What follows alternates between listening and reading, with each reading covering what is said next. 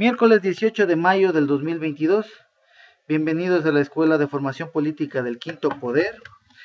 A continuación vamos a seguir con el módulo de lo que es inteligencia emocional y en esta ocasión está dedicada a la parte educativa.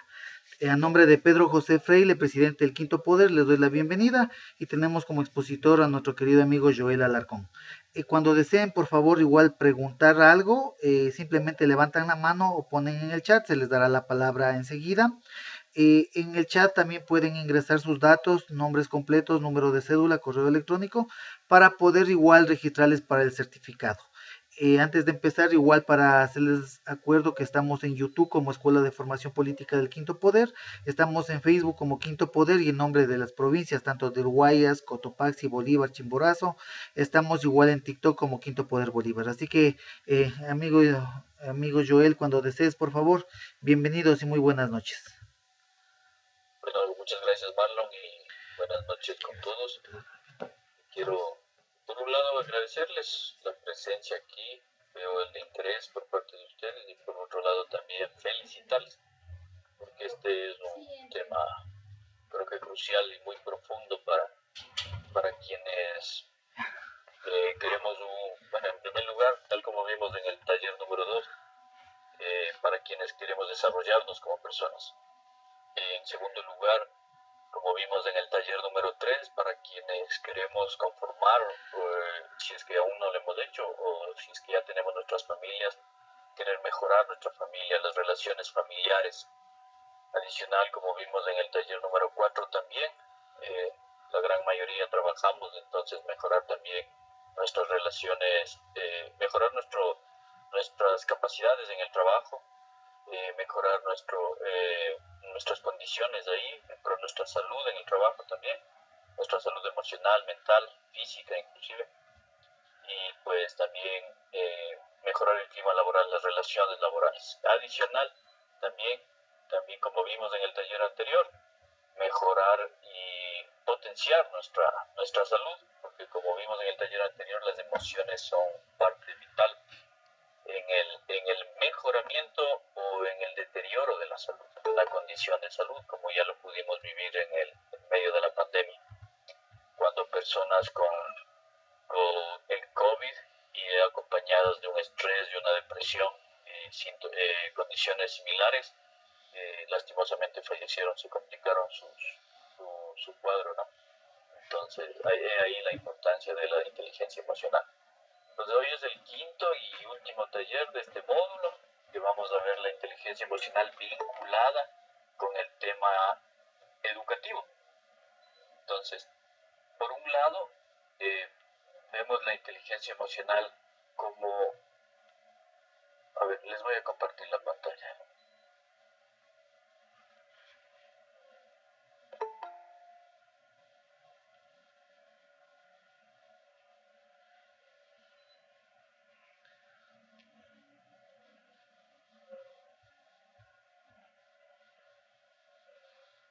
¿Me confirmas, Marlon, si pueden ver?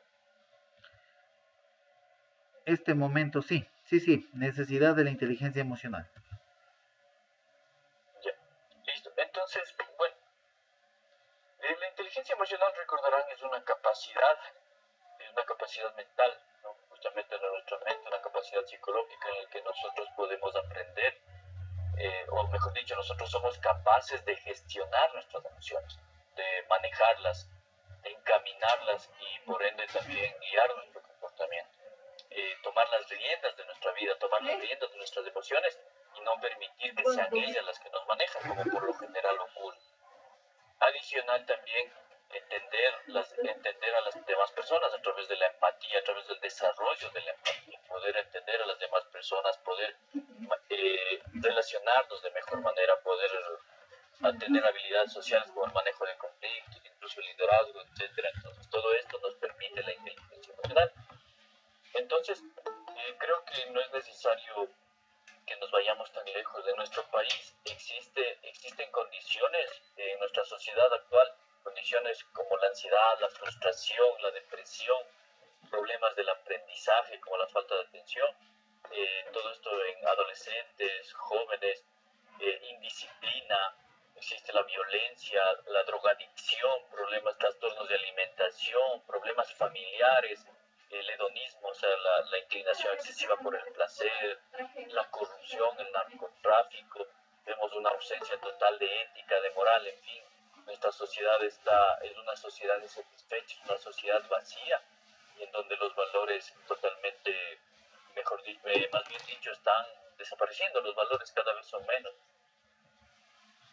No sé si alguien... Parece que tenemos una pregunta de Yumet.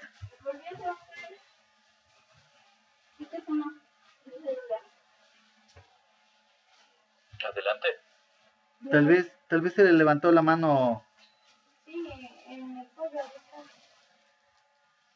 Bueno, entonces, así mismo como ya dijo Marlon, cualquier persona que de pronto desee preguntar o compartirnos algo, solo levanta la mano y Marlon les dará el paso, ¿ya? Entonces, como les digo, es simple ver que esto pasa en nuestra sociedad. Todo este tema es común ahora verlo en nuestra sociedad, ¿no? Entonces, ya, ahora vamos a ver la importancia. Por un lado, vamos a ver la inteligencia emocional, vamos a verla desde dos enfoques en educación. O sea, la importancia que tiene tener el manejo de las emociones en el proceso del aprendizaje y la necesidad de enseñar inteligencia emocional. Entonces, de enseñar educación emocional. Eso es lo que vamos a ver en este taller, en estas dos partes. Entonces, los procesos de aprendizaje son procesos totalmente complejos. Entonces, tienen múltiples causas. Entonces, son fundamentalmente de dos órdenes. Por una parte, lo cognitivo y por otra parte, la emocional. Entonces, sin embargo, en nuestro sistema educativo, no solo en el ecuatoriano, sino diría en la gran mayoría del planeta, solo se ha prestado atención al elemento cognitivo, descuidando totalmente los aspectos emocionales. ¿Sí? Entonces, estos no son tomados en cuenta. Nosotros solo consideramos lo importante la parte cognitiva, las notas, todas son las asignaturas, matemáticas, etcétera, todo eso. Solo consideramos que debemos aprender eso, solo lo consideramos así, pero no le prestamos atención a la gran importancia que tiene el componente emocional dentro del proceso del aprendizaje. ¿Ya? Entonces, existe una revolución educativa que ha surgido a partir del constructivismo, entonces con el impacto de la teoría de las inteligencias múltiples, que eso lo vimos en la introducción, y también es un tema común que de pronto muchos ya lo hayan escuchado. Entonces, en este tema, a partir del tema de las inteligencias múltiples y de que ahora se sabe que existen, una persona puede tener varias inteligencias y desarrolladas más unas que otras, y considerando, como dijimos en la introducción, en el primer taller, Albert Einstein no difiere mucho de, por ejemplo, de Lionel Messi. O sea, cada quien es un genio en su área de desarrollo. Lionel Messi lo es en la parte kinestésica, en la parte deportiva, y Einstein es en la parte matemática, en la parte del cálculo. Entonces, justamente son dos tipos de inteligencia que a ellos han desarrollado. Entonces, en este papel, ¿alguien tiene alguna pregunta, Marlon? No, nadie parece. Bueno, ya, entonces, a partir de este desarrollo de las inteligencias múltiples, entonces ha existido, y a partir de ahí fue que se dio desarrollo, como vimos en la introducción, que se dio el estudio de la inteligencia personal, de la inteligencia intrapersonal, interpersonal, y dio como resultado la inteligencia emocional. Entonces, a partir de ahí se ha abierto un nuevo debate en el tema de la pedagogía.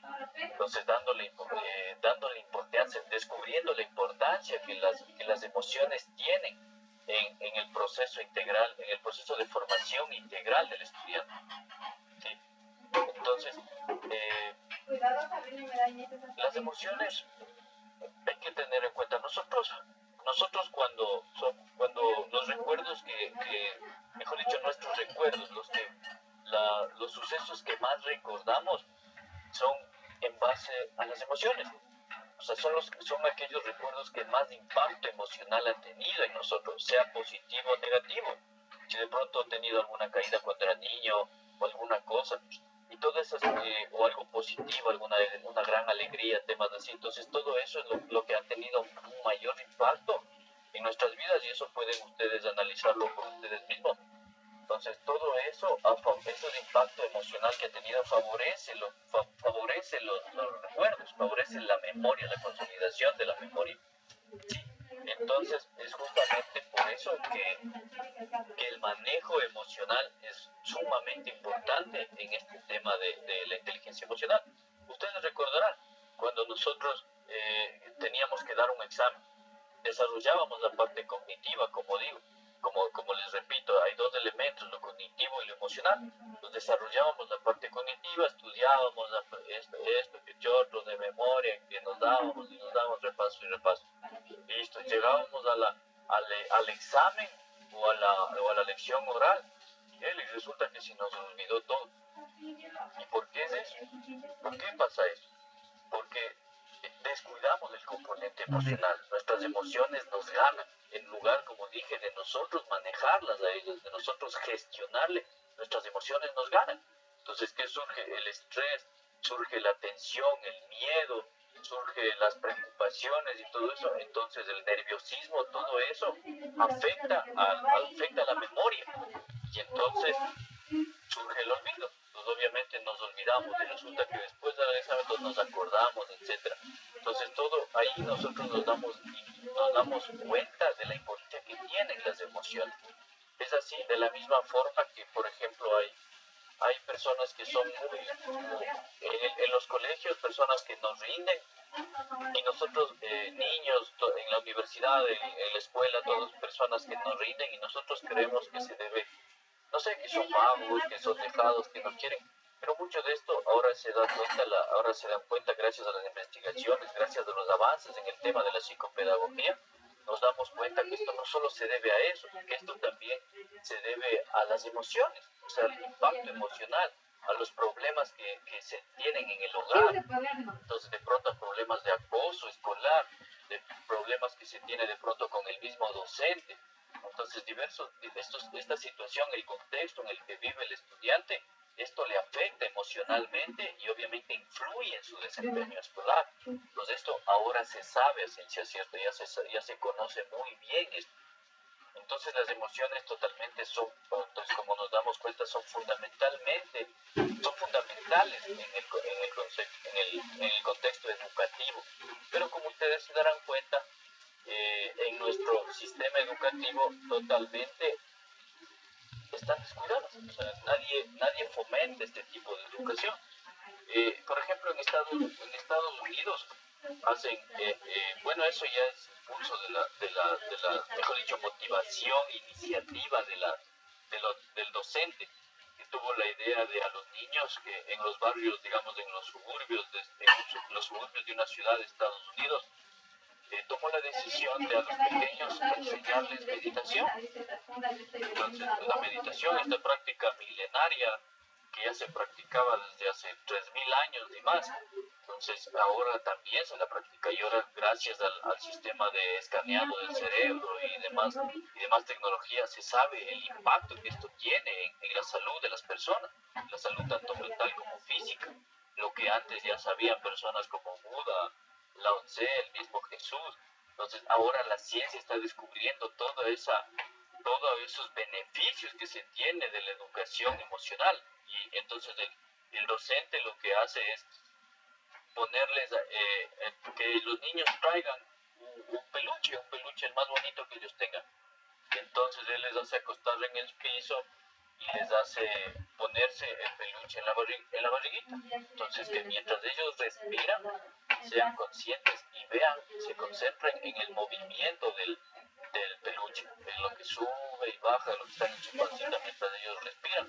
Entonces ellos se concentran, y a través de ese proceso ellos empiezan a calmarse, empiezan a relajarse, y Tenemos una pregunta, amigo. Espérame un segundito, acabo con esto ya. Entonces empiezan a manejar este tema de las emociones. Entonces ellos siempre, como digo, son los suburbios, los problemas que tienen los niños, que tienen en sus hogares padres alcohólicos, drogadictos, madres igual problema, entonces problemas de desempleo, etcétera. Entonces vienen acarreando todo este tema, todas estas situaciones, todas estas circunstancias desde la casa. Entonces el docente lo que hace es calmarles, traerles al presente, traerles a este momento, calmarles sus emociones y a partir de ahí empezar el proceso de aprendizaje. ¿Por qué? Porque ya sus emociones están calmadas, ya se sienten más tranquilos y ahora sí pueden concentrarse en aprender. Ahora sí, Marlon. Jacob. Hola Marlon, buenas noches. Joel, buenas noches. Mira, yo creo que a partir de la aparición de las redes sociales, muchas personas han tenido temas de ansiedad y bueno, todo eso tiene que ver con las emociones. Quiero saber por qué piensas tú de que se da esto, porque a raíz de que existe el Facebook, el Instagram, el Twitter, ha habido muchos casos incluso de suicidio por temas de ansiedad y un montón de cosas. ¿Y cómo crees que se debería ir canalizando esto? Porque creo yo también que eso es algo que deberían ir enseñando en escuelas o colegios.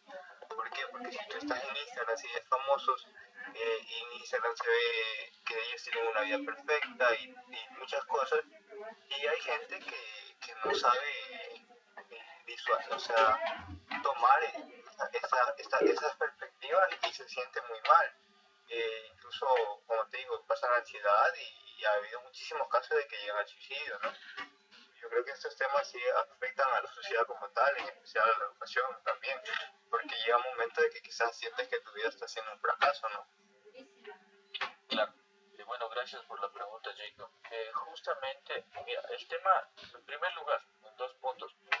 Este tema de las redes sociales y todo, incluso la tecnología, el exceso de tecnología, lo que nos hace es como les digo en el ejemplo, el docente lo que hace es traerles a la realidad a los jóvenes, a los niños, traerles al presente, calmar sus emociones y entonces permitirles concentrarse y poder aprender.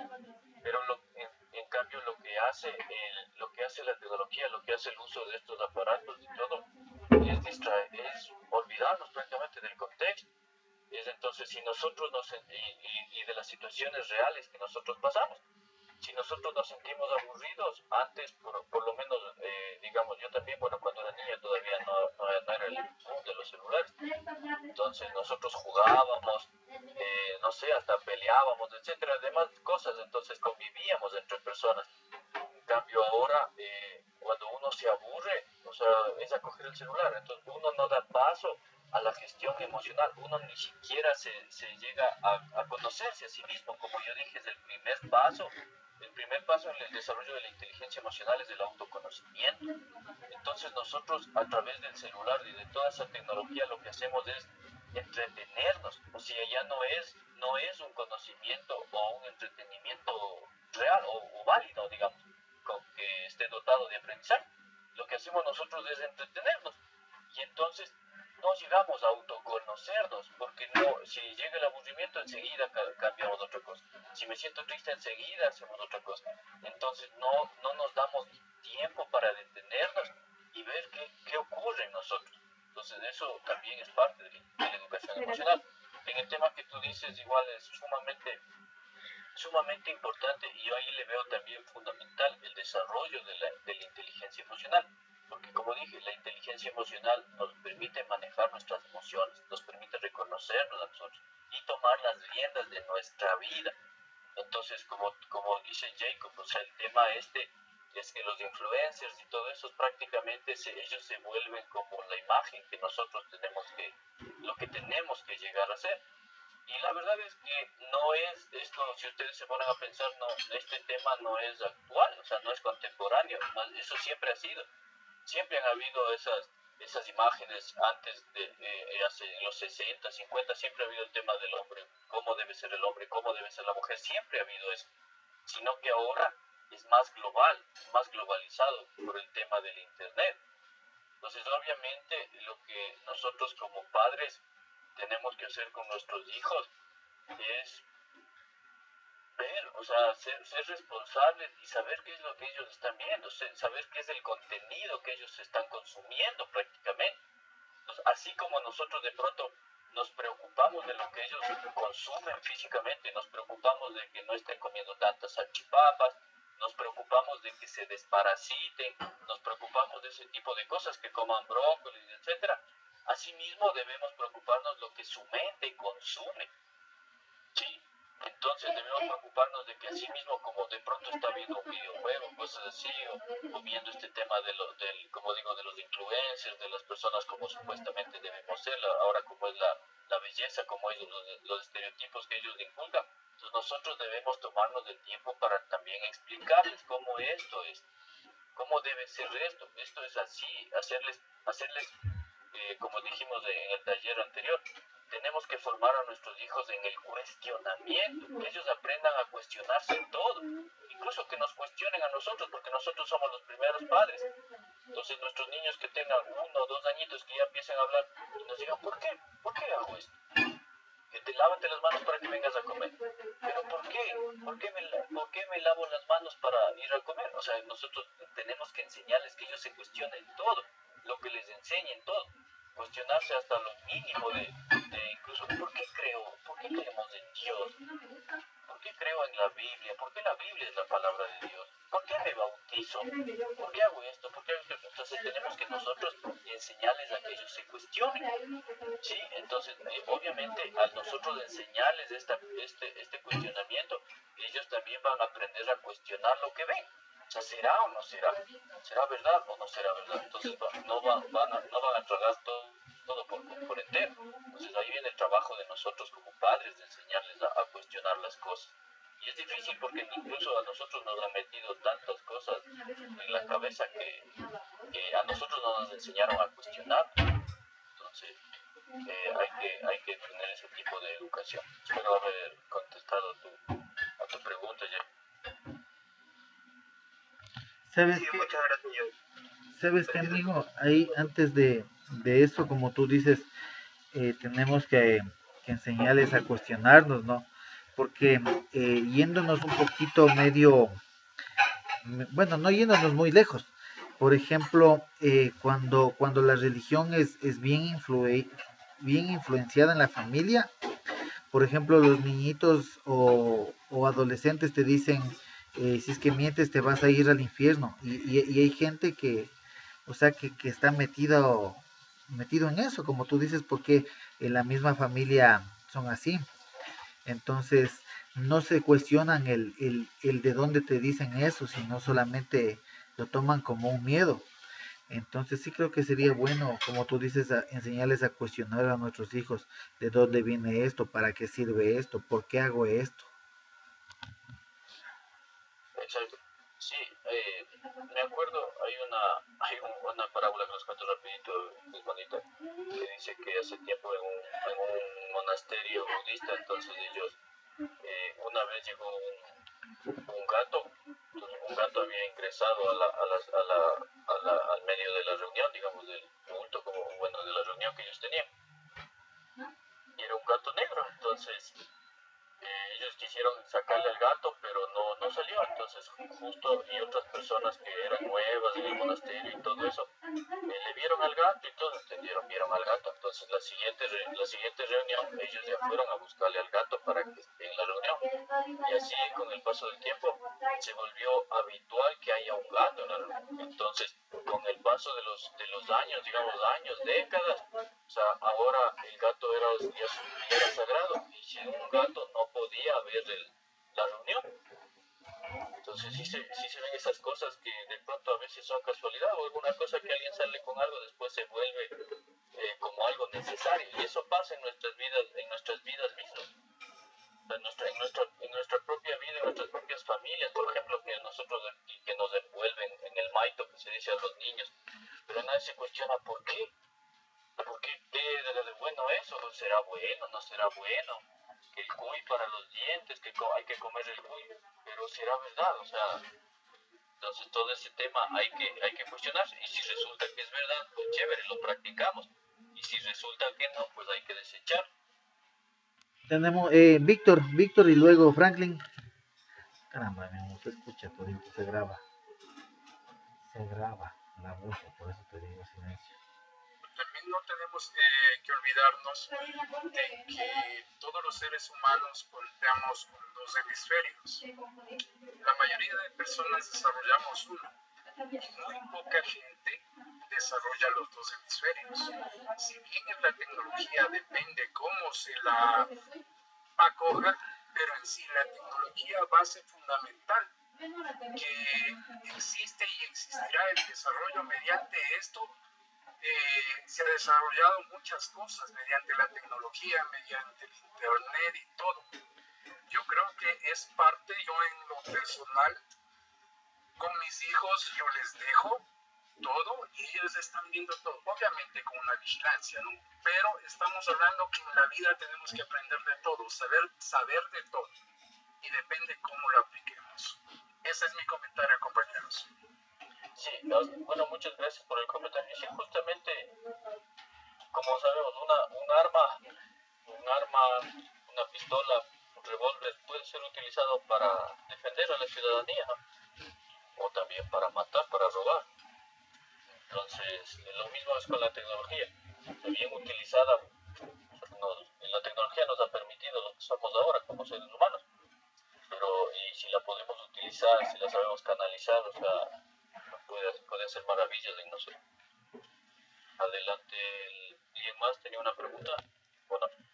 Sí, hola, buenas noches. Lo que tú decías es como que un patrón repetitivo es el ejemplo de los monos cuando los meten a todos y comienzan a bañarlos cuando se trepan en la escalera, ¿no? Exacto, sí. O es el ejemplo que también pone John Kenji cuando dice que le cortaban antes la cabeza y la cola, y la niña le pregunta por qué hace eso, entonces le dice anda, consúltale a tu abuela, y la abuela le dice anda, consulta a tu bisabuela, y simplemente era porque en ese tiempo estaban escasos de dinero, entonces tenían una sartén muy pequeña, simplemente exacto, sí, exacto, es lo mismo. Entonces todo eso digo, o sea, nosotros tenemos que enseñarles a nuestros, y nosotros mismos, y enseñarles a nuestros hijos a cuestionarse. Entonces, y eso no es nada malo, cuestionarse no tiene nada malo. O sea, lo malo es las personas que de pronto lo toman a mal, pero estamos en nuestro derecho de cuestionarnos y creer en lo que queramos. Entonces, continuamos, ¿no? Entonces, ese es un tema referente a la inteligencia emocional. O sea, como les digo, o sea, hay que desarrollar las emociones positivas, hay que fomentar la calma, la serenidad, todo esto en los niños, para que puedan, en los niños, cualquier tipo de estudiante, para que para que el conocimiento pueda llegar, para que primero manejar las emociones, para que el tema cognitivo pueda ser más fácil de digerir. Y esto, como digo, lastimosamente es algo que no se lleva a cabo en nuestro sistema educativo. Entonces, esto es por un lado. Por el otro lado, como vemos, entonces, el futuro está en la educación emocional. Y no solo el futuro, sino también el presente de muchos países radica en este tema de haber invertido en la educación emocional. Existen muchos, como decía en el taller anterior, muchos países que tienen mucho menos de, qué sé yo, el 10% o menos de riqueza, de recursos como la que tenemos nosotros, Ecuador y los países latinoamericanos. Sin embargo, son por mucho más ricos que nosotros. ¿Y por qué es eso? ¿Por qué? Porque ellos han llegado a invertir en la mente de las personas. Han llegado a invertir en educación, pero en verdadera educación. No solo en subirle el sueldo a los profesores, habrá muchos que sí lo merecen y otros que no, en subir en infraestructura, etcétera.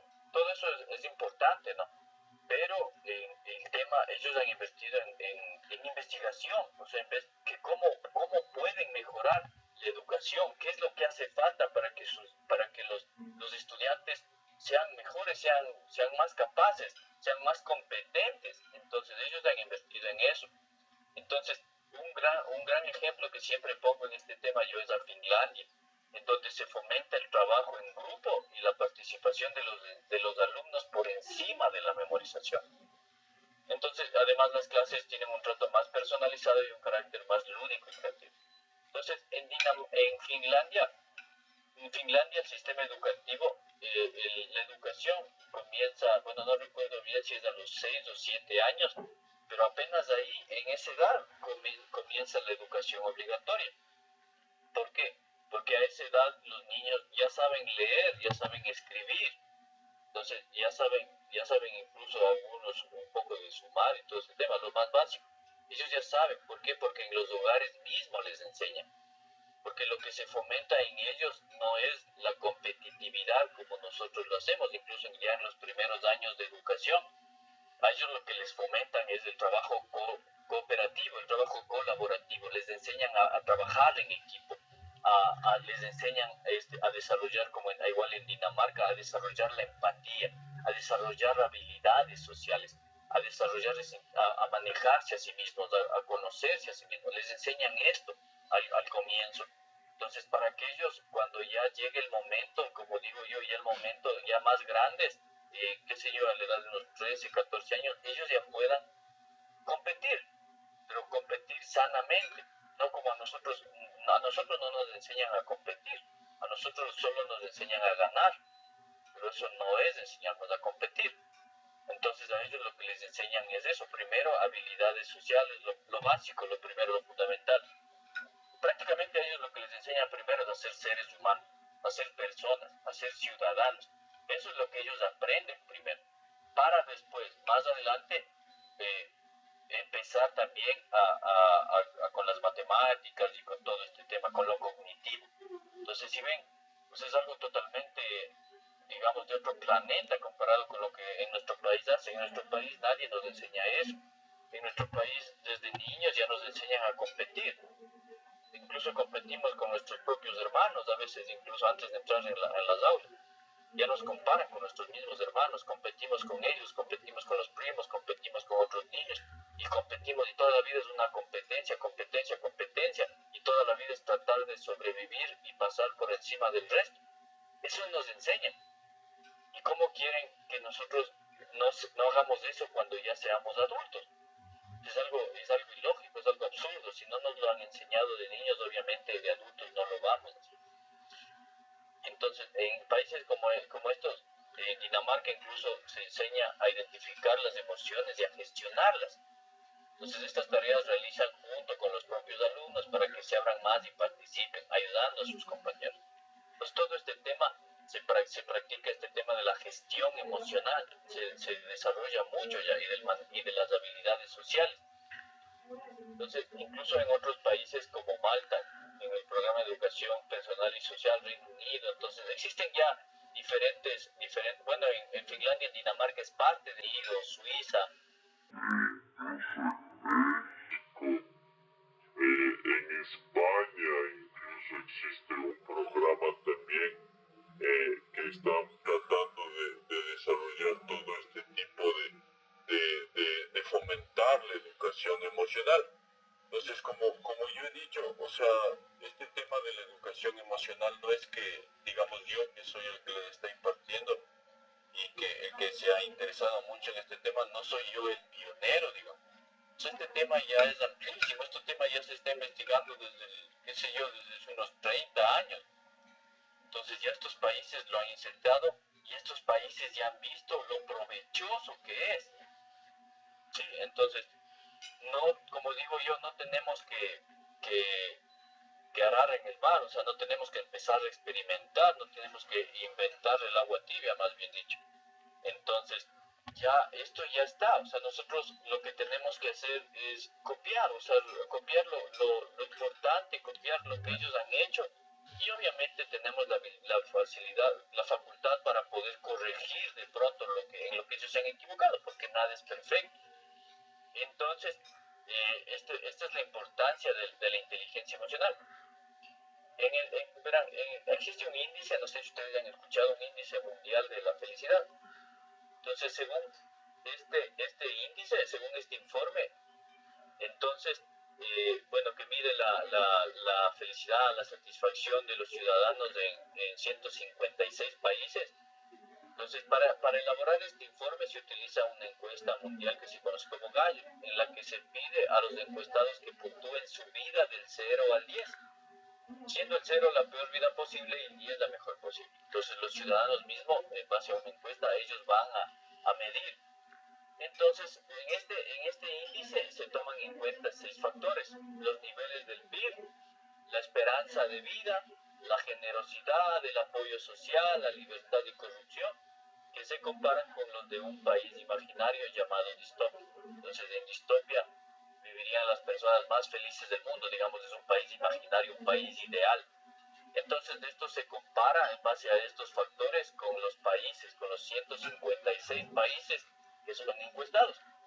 Entonces, resulta que el país número 1 en el ranking en el ranking del índice mundial de felicidad está Finlandia.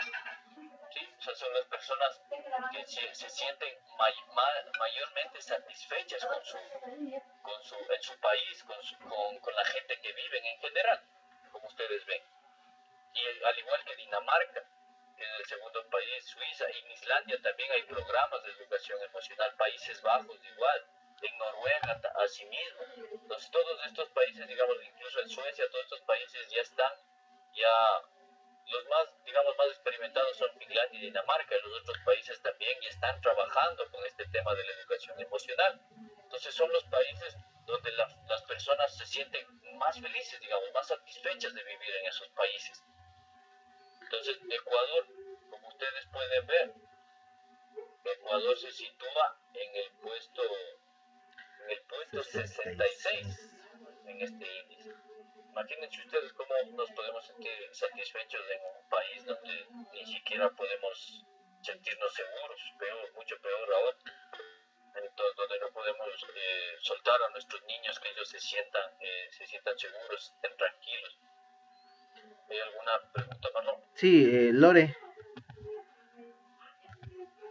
Sí, hola, buenas noches con todos. Justo esto que están viendo acerca de la felicidad, bueno, yo tuve la oportunidad de leer un libro acerca de la felicidad. Bueno, esto un poco da contraste a lo que está diciendo. Bueno, es un poco diferente. Es acerca de un hombre que viaja por diferentes países del mundo, encontrando la felicidad. El libro se llama la historia de la felicidad, no, perdón, la geografía de la felicidad. Y él va país por país y sí, bueno, en lo que de acuerdo a la experiencia de esta persona, él encuentra que entre las personas más felices del mundo somos los latinos, y quizás somos los latinos quizás por la ignorancia, porque no estamos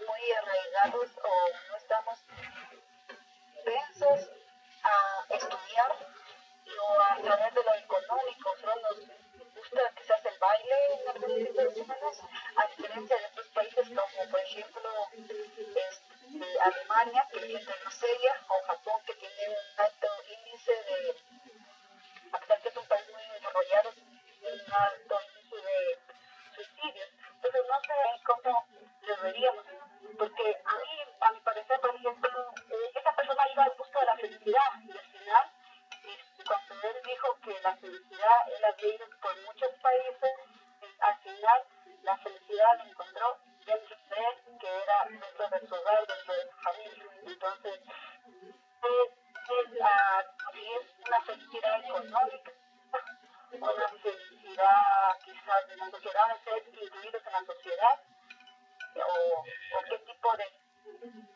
Bueno, mira, según entiendo, esta persona lo que iba buscando era el placer, o sea, no la felicidad. No es placer, la felicidad. A lo que yo hablo aquí en el índice, lo que se habla prácticamente como de felicidad, o sea, es el propio, o sea, la realidad de la felicidad, que es el bienestar, digamos, la tranquilidad, la paz con que ellos se pueden sentir. Eso es felicidad. O sea, incluso eso es felicidad, la felicidad que nosotros deberíamos buscar. Es la paz, la tranquilidad, la serenidad. Eso es felicidad.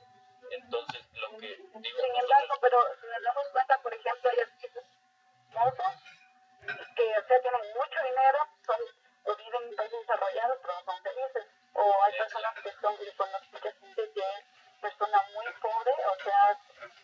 bueno, la historia una misión de un niño muy feliz que a pesar de su casa prácticamente era 4 palos así y un techo, era un niño muy feliz y a uno le sorprende ver esa tanta felicidad y uno dice, esa felicidad quizás no está viendo en lo económico, pero esa felicidad de él, esa felicidad de los padres, era una felicidad que uno envidia a veces, que a veces uno teniendo muchas cosas, no es feliz con lo que tiene. Claro, sí, sí. Lo que pasa es que obviamente estos niños se sentían, como digo, satisfechos consigo mismos, satisfechos con lo que tenían. Y eso es felicidad, eso trae paz, eso trae tranquilidad, eso es felicidad. Pues no necesariamente la felicidad es la risa, la euforia y todas esas cosas. Eso no es felicidad. O la satisfacción del placer, eso tampoco es felicidad. Eso no es felicidad. Entonces, como dije, el hedonismo, eso es lo que nuestros ahora prácticamente Occidente, es lo que nos hace pensar que es felicidad. Pues ahora eso es lo que buscan los chicos, los jóvenes. Buscan la felicidad supuestamente en el baile, en las salidas y todo eso. Y eso es parte de, sobre todo, de latinoamericano. Entonces, que buscamos la felicidad incluso en el dinero, buscamos la felicidad en una cosa, en otra cosa. Entonces, eso no es felicidad. Pues por eso lo que habla el índice de felicidad prácticamente es de la paz, la tranquilidad, la serenidad con que uno, digamos, hasta puede salir a la calle y sentirse tranquilo, sentirse seguro. Eso es prácticamente felicidad. ¿Y alguien más tiene una pregunta? Sí, Ivana.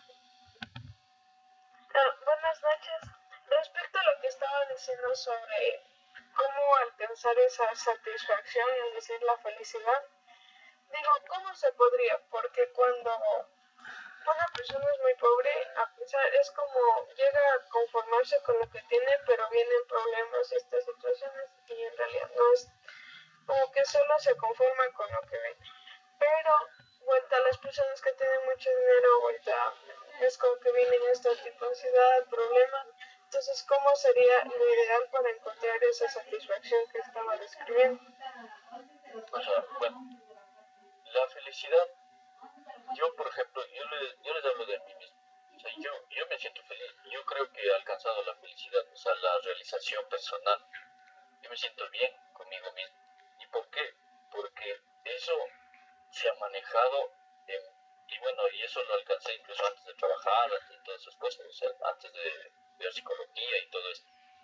Entonces, ¿cómo lo alcancé? Bueno, yo lo alcancé por medio del budismo, o sea, aprendiendo a meditar, aprendiendo todas estas cosas, sin saber que yo estaba aprendiendo inteligencia emocional, o sea, yo no sabía, a través de la práctica de la meditación, del autoconocimiento y de todo eso, yo no sabía que estaba aprendiendo inteligencia emocional, yo solo estaba aprendiendo ciertas enseñanzas budistas.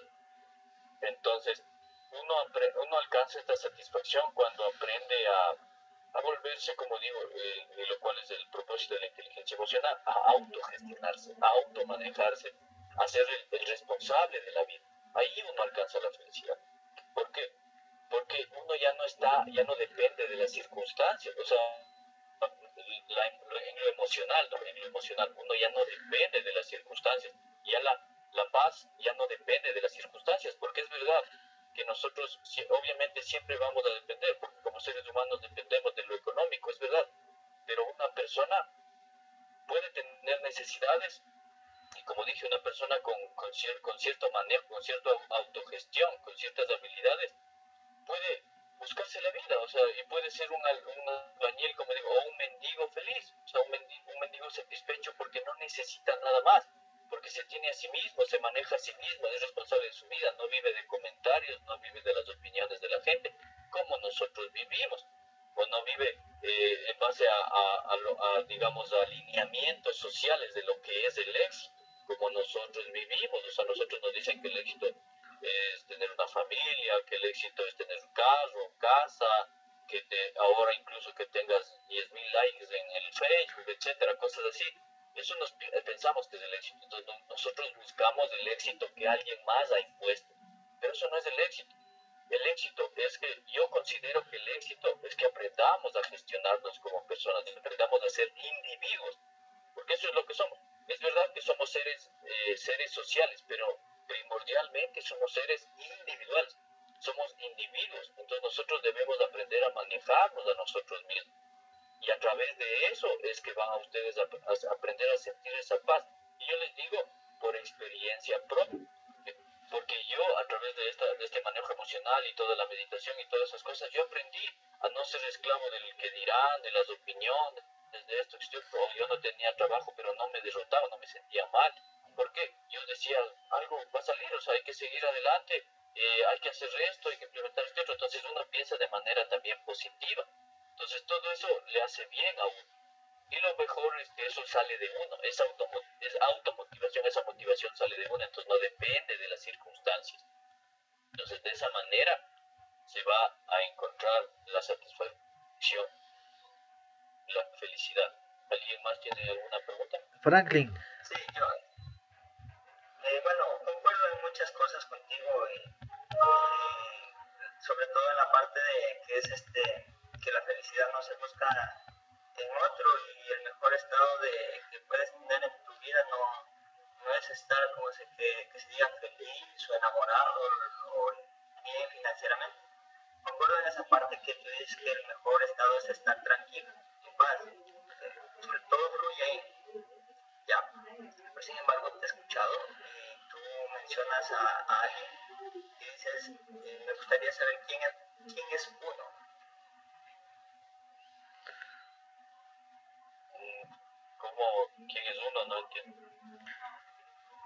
Te escuché como dices, uno tiene esto que ser, uno esto, uno aquello. No sé, como que, bueno, para mí, no sé si para el resto, lo veo como evasivo. En tal caso hablaría de yo, Franklin Mendoza, realizando esto. Ajá. ¿Sí te da bien? Ya, Sí, vale, eso nada más. Bueno, cuando hablo de uno es, o sea, uno como persona, me refiero a uno como persona. Entonces, hablo de manera general. Entonces, porque es un taller que va dirigido hacia otras personas, no hacia mí mismo. O sea, no estoy educándome yo.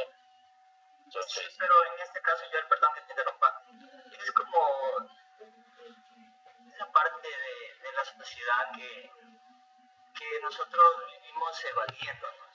Si en una parte tú habías dicho, yo te lo digo porque es experiencia propia mía. Entonces, ¿qué tal si hablamos como una persona y ponernos ahí? Porque es el sentido, es salirnos de ese entorno que siempre vamos tildándole que lamentablemente o que uno o todo el mundo lo hace.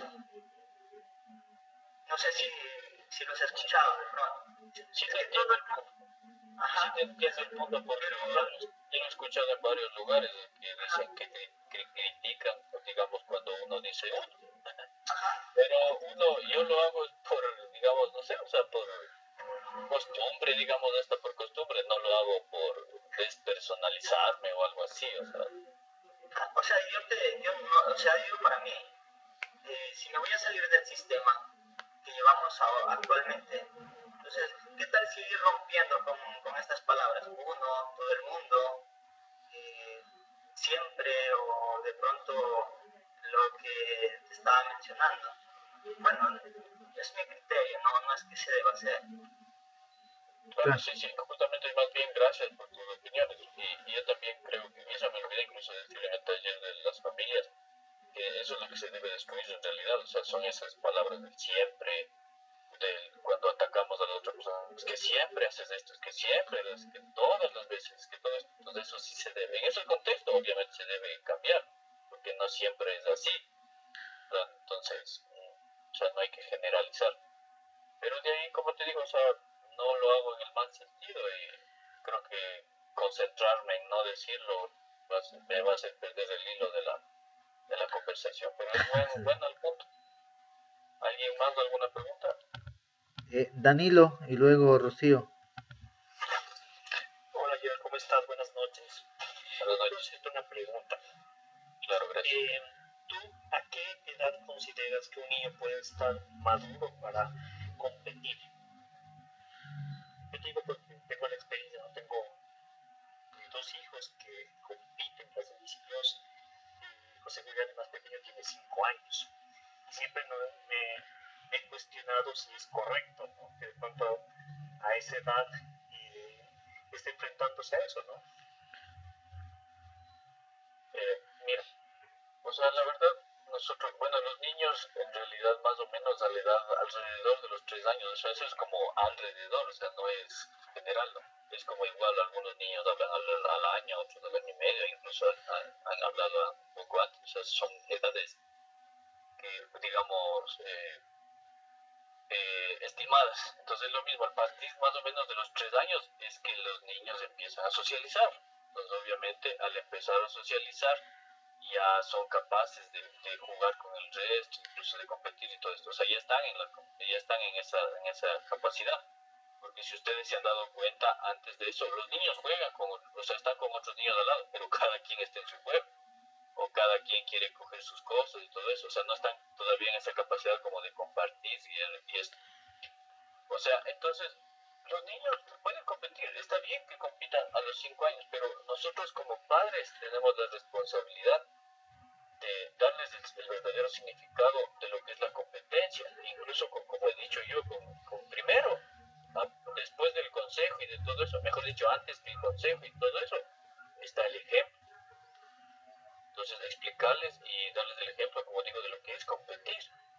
Obviamente uno, yo creo absurdo decir, no, es que uno compite solo por competir. Es ilógico, porque uno compite por ganar, y eso lo hacemos todos.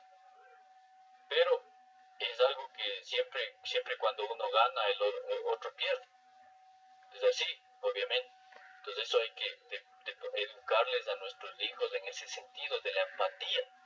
Está bien, yo me siento ganador, me siento contento, me siento alegre. Pero hay que entender también que hay otras personas que en cambio perdieron. Entonces se sienten obviamente tristes. Entonces hay que tener digamos, una responsabilidad también, una responsabilidad social, pero no por el otro, es que nosotros vamos a dejar de disfrutarlo, ¿no? También. Pero como digo, o sea, este es un tema muy delicado. Hay que enseñarles a los niños sí, está bien, como repito, o sea, está bien competir, porque al fin y al cabo nuestra sociedad es así. O sea, nuestra sociedad es así. Yo en el tema personal, digamos, yo preferiría que mi hija todavía no compita a esa edad. Porque muchas veces ni siquiera todavía entiende muy bien los consejos que uno le da, son las ideas que uno le da, todavía tal vez no está en esa capacidad de entender, como digo, yo en el tema personal, pero ya cada quien lo hace. Pero yo aconsejaría, yo por ejemplo, en mi hija, yo no le lanzaría todavía esas cosas. Porque no tiene uno porque no tiene la habilidad, y otro porque peor, el resto se lanza a morir. Adelante, Dani. ¿Tú cómo crees que la pandemia afectó en las habilidades de los niños en general, ¿no? ¿Tú cómo consideras que se puede enfrentar? Porque obviamente que existió un retroceso importante, ¿no? En el tema de socialización, en realidad que tengan la opción de enfrentarse a situaciones que solo las viven con los niños de su edad, ¿no? Y en realidad esa es una de las preocupaciones que mantenemos, porque todos como padres de familia también. Y eso es algo que no lo vemos ahora, pero que poco a poco se va a hacer muy evidente. ¿Tú cómo ves, cómo consideras este problema? Mira, o sea, yo te digo, ese tema es algo que a mí también me pone mucho a pensar. Bueno, mi nena todavía tiene 2 años y medio casi. Pero, por ejemplo, en mi tema yo te digo, como ejemplo, yo como persona, como padre, yo estoy viendo para mi hijo meterle en el sistema homeschooling, que estudie ella desde casa. Entonces, con sus guías, con todo eso, y que prácticamente la mamá y yo le enseñemos. Eso es lo que yo voy a hacer. A partir de los 5 años, porque desde los 3 a los 5 años no es obligatoria la educación. Pero mientras eso sucede, también obviamente como seres sociales necesitamos relacionarnos. delicado porque lastimosamente eso no solo nos involucra, nos atañe a nosotros, como dice Danilo, o sea, no nos atañe solo a nosotros el tema de lo que los niños salgan a socializar, porque obviamente también les atañe a los niños con los que va a socializar y a los padres de esos niños. Y lastimosamente no a todos les preocupa, no a todos les parece este tema así de relevancia como a nosotros. O sea, ellos lo que salen es, lo que muchos enseñan es a pegar a los hijos, a que no se deje, a que tiene que mandar, a que esto, que este otro. Entonces, eso les enseñan a los niños. Entonces, es delicado, es un tema muy delicado. Pero, Danilo, nosotros no, necesariamente tenemos que socializar. Necesariamente tenemos que socializar. Los niños tienen que salir a socializar porque es la naturaleza. Entonces, lo que nosotros como padres podemos hacer es solo estar pendientes de ellos, estar muy pendientes de ellos, estar muy pendientes de ellos, no saber con quiénes se relacionan, preguntarles cómo ellos se sienten, qué pasa en la escuela, cómo están en la escuela y tomar en serio todo lo que ellos nos digan. Porque nosotros a veces nos dicen una cosa y como no entendemos o algo, no les prestamos atención, pero puede ser algo serio que está pasando. Entonces, Danilo, sí es verdad que a los niños, yo creo que a los niños en realidad les ha afectado mucho menos que de lo que le ha afectado al adolescente, por ejemplo, o incluso a los adultos. Porque si ustedes se ponen a pensar, los niños al fin y al cabo, con que digamos estén incluso con los papás, se sienten bien. A los niños son felices, donde quiera que estén, y pongámonos nosotros como niños, nosotros donde así nos fuéramos del fin del mundo, al mismo infierno, pero con que estemos con nuestra mamá, con nuestro papá, es todo, o sea, nos sentimos totalmente llenos. A diferencia del adolescente, porque ya el adolescente lo que quiere es salir, lo que quiere es socializar, lo que quiere es vincularse con los demás, es una necesidad del adolescente.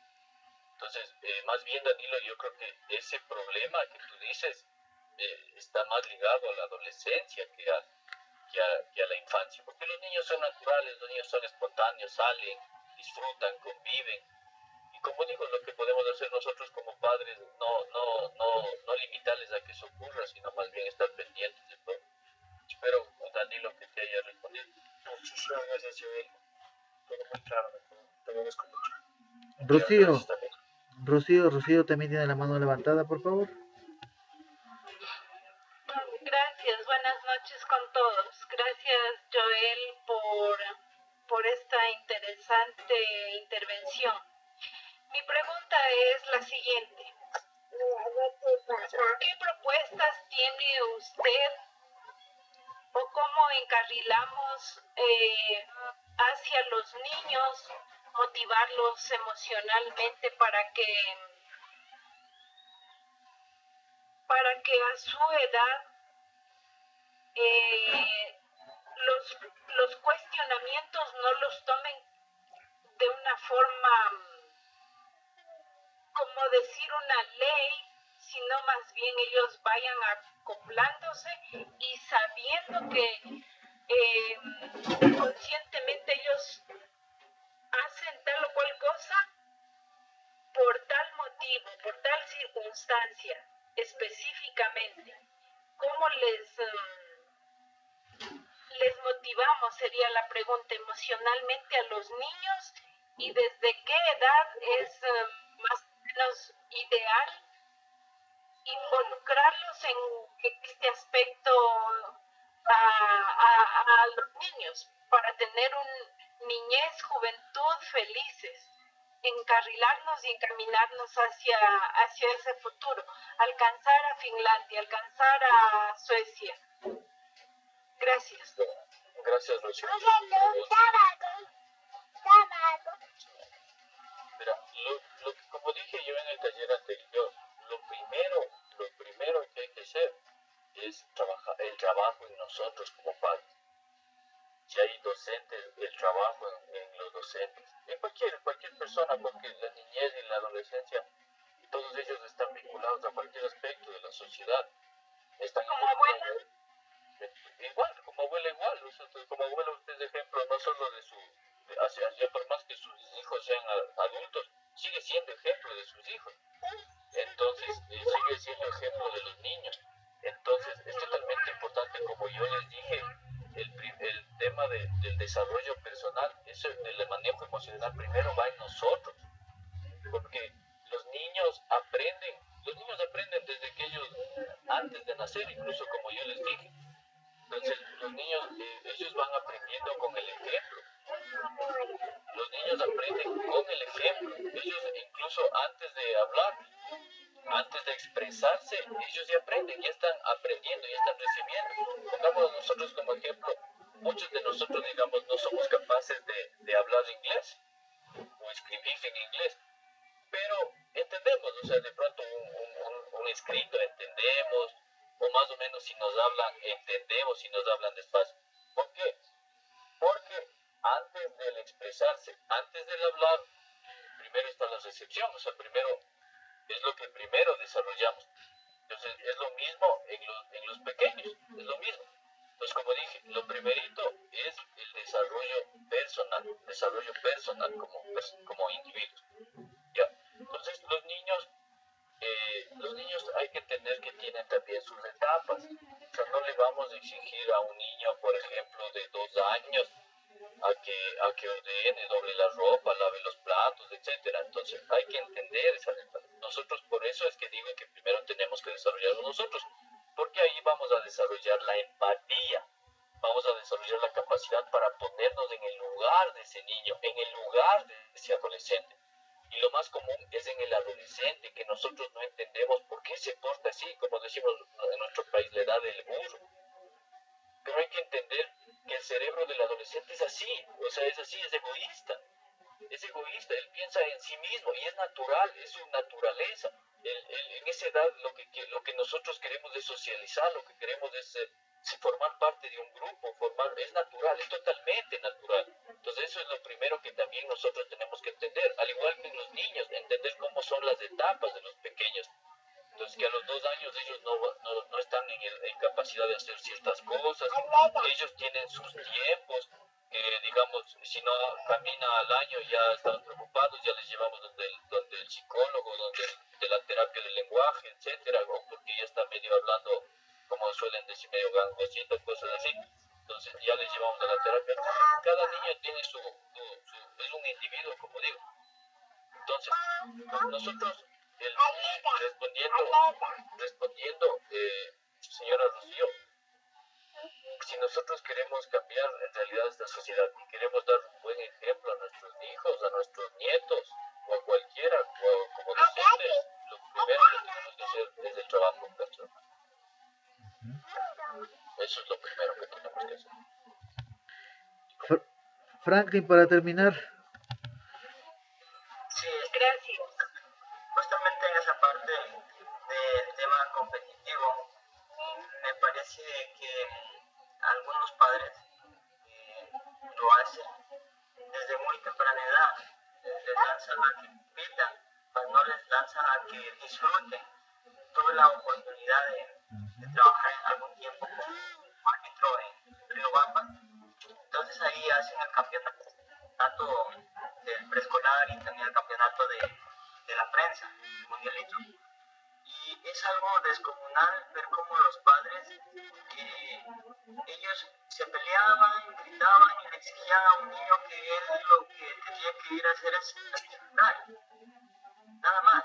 Entonces tú le pones un beso ya a tu hijo desde muy temprana edad y de pronto hasta se frustra. Yo pienso que en esa edad,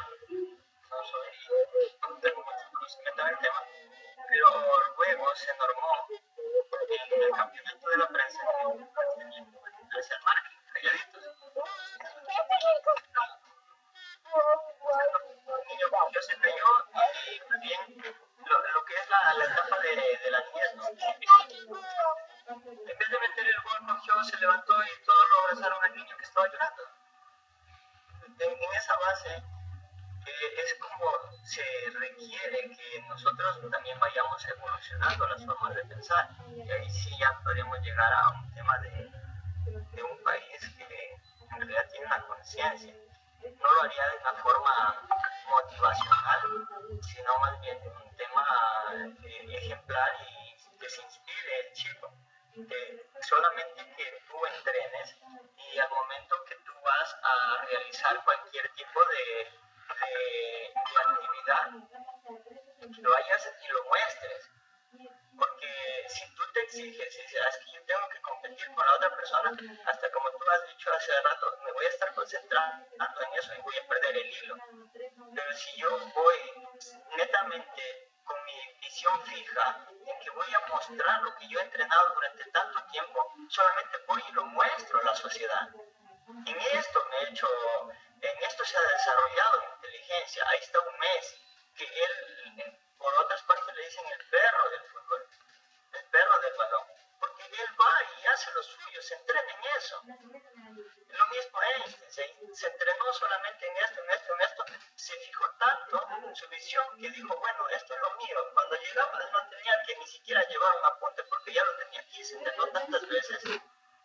Y que quizás eso es lo que nos hace falta a nosotros como sociedad, desaprender lo aprendido para luego realizar algo nuevo y entrenarte tantas veces en eso que tenga la capacidad de donde tú quieras que en cualquier parte del mundo que vayas lo manejes de esa forma. Esa es mi criterio personal. Gracias, Esteban. Sí, más bien, muchas gracias por el aporte. Y yo también creo eso. Por eso les digo, o sea, lo que nosotros deberíamos en los primeros años es educarles a trabajar en equipo. Educarles, qué sé yo, si hacemos un campeonato de fútbol, que no sea el que gana, sino, no sé, invento diferentes reglas que más bien les fomente la colaboración, el trabajo colaborativo. Y lo que siempre se fomenta, incluso nosotros, la burla, el que no sabe, la burla. Por eso incluso nosotros recordemos, a veces teníamos vergüenza de leer, de hablar en inglés, porque se burlaban. Uno tiene miedo de opinar hasta ahora, de lanzar la mano, porque se burlan, los otros se burlan porque de pronto se equivocó o alguna cosa. Entonces todo eso, lastimosamente, o sea, si ustedes se dan cuenta, está impregnado en nuestra sociedad, o sea, está en nuestras venas, en nuestra sangre.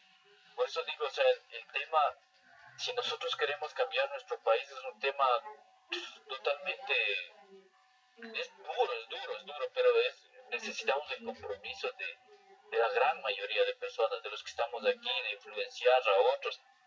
Necesitamos es un gran trabajo, porque, como yo digo, podemos desarrollarnos en tecnología, como decía en la matriz productiva, podemos subir impuestos o bajar impuestos, abrir el mercado, lo que sea.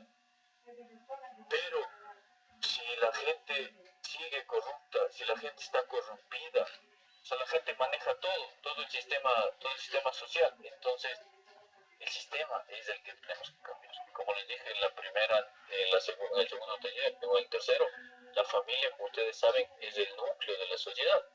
Y la familia está compuesta por personas, por niños, que son los que van a formar familias más adelante.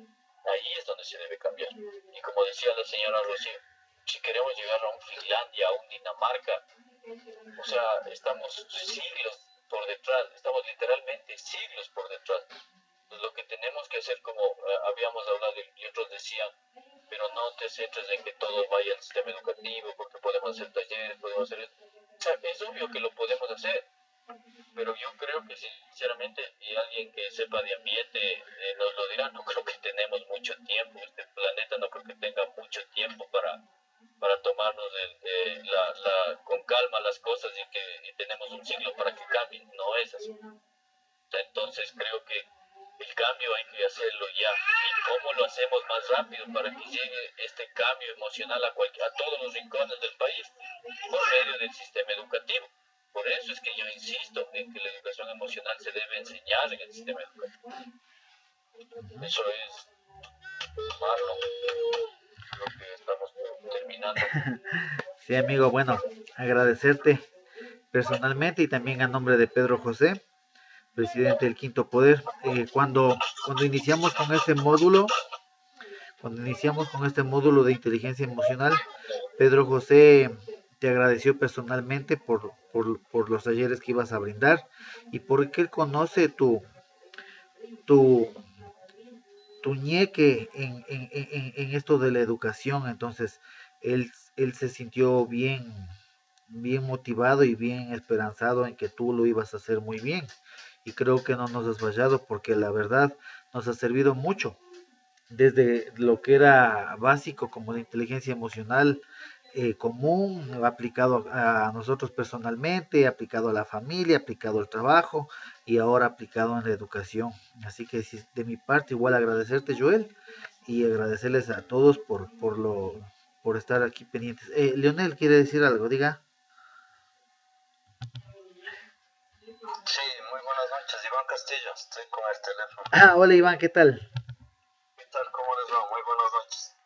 Sí, solo un poquito nomás a contar aquí eso, digo, de esto de las becas y todo eso que dan a todos los estudiantes. O sea, no se escucha una beca para lo que es esto, Finlandia o alguna parte de todos estos países que están desarrollando en lo que es la educación.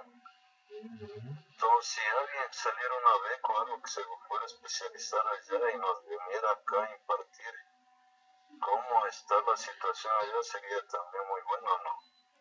Pero bueno, eso ya es también política y tendríamos también que cambiarlo.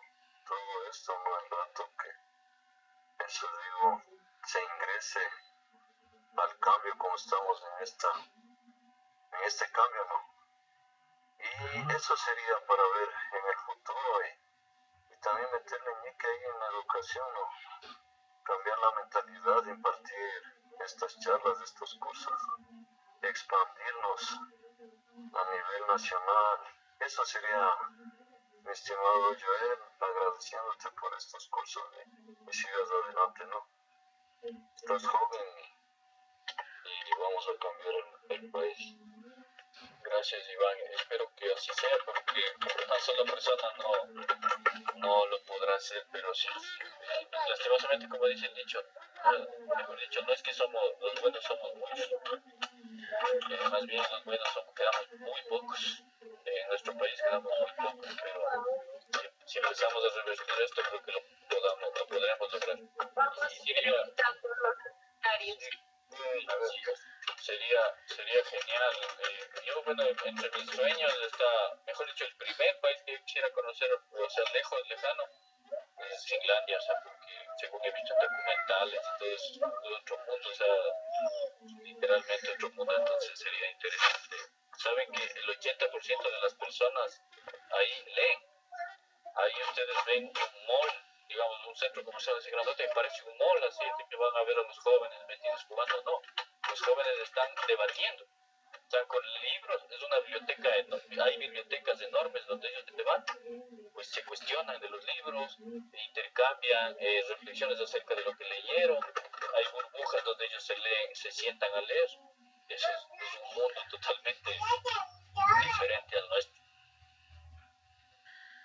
Qué genial, qué genial. ¿Alguien más de pronto alguna cosa? Bueno, si no hay nada más, nos vemos el día sábado, posiblemente con un taller que nos imparte igual Pedro José.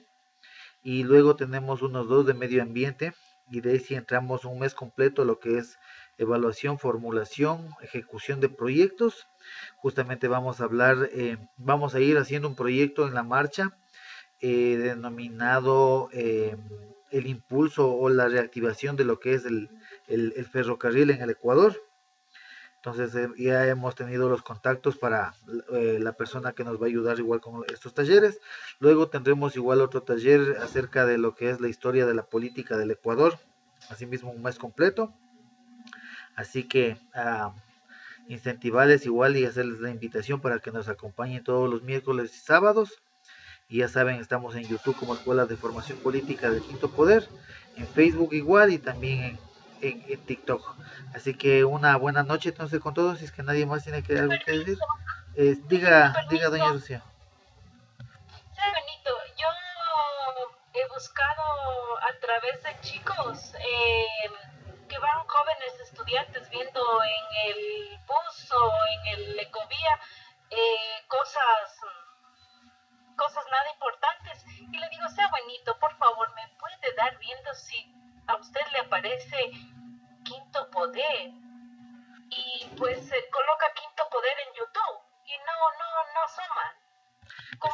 Está como ¿Cómo lo debo buscar? Escuela de Formación Política del Quinto Poder.